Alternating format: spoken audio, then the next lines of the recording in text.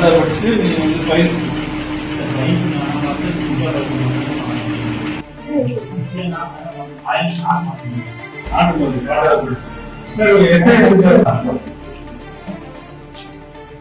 அதாவது இன்ஜெக்ஷன் மூலமா அந்த பைல்ஸ் எல்லாம்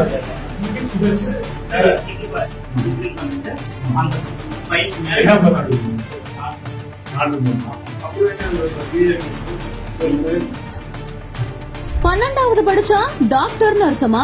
ஊரையே ஏமாற்றி வந்த ஒற்றை களவாணி நானும் டாக்டர் தான் என்ற வாணியில் வேஷம் போட்ட போலி மருத்துவரை கேள்வியால் வெளுத்த அதிகாரிகள்.